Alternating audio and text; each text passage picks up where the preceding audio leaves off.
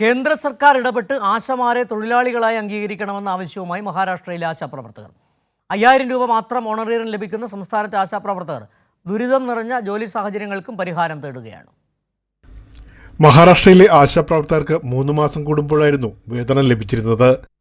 पहले ना 3 महीने में हमको किसी का महिला समिति जो रहता है जो एरिया में काम करके 5000 रुपया केडीएमसी अकाउंट में पैसा डालते तो ദുരിതം നിറഞ്ഞ ജോലി സാഹചര്യത്തിൽ ആനുകൂല്യങ്ങളൊന്നുമില്ലാതെയാണ് പണിയെടുക്കുന്നതും.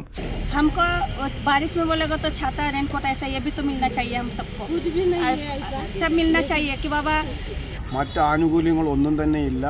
രാത്രിയാണേലും മഴയാണേലും വെയിലാണേലും ഇപ്പോൾ ഏകദേശം 40 ഡിഗ്രി വരെ ഇന്ന് ഈ മാർച്ച് മാസം ചൂട് ഇവിടെ ആരംഭിച്ചിരുന്നു. ഈ ചൂടത്തും ആശമാർ ഓരോ വീടുകൾ കയറി ഇറങ്ങി അവർ സേവനം അനുഷ്ഠിക്കുകയാണ്. CITUവിന്റെ നേതൃത്വത്തിൽ നടന്ന നിരന്തര പോരാട്ടത്തിനൊടുവിലാണ് ഉദ്ധവ് താക്കറെയുടെ ഭരണകാലത്ത് ഓണറേറിയം 5000 രൂപയെ വർദ്ധിപ്പിച്ചത്.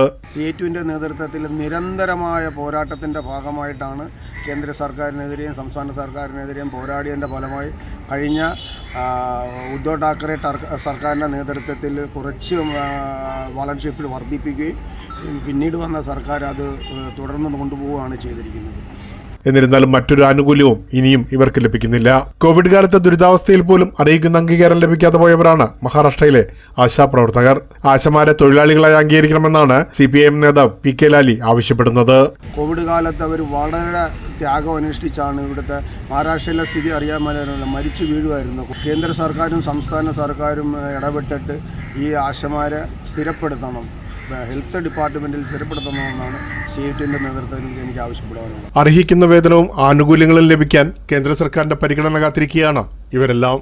പ്രേംലാൽ, കൈലി ന്യൂസ്, മുംബൈ.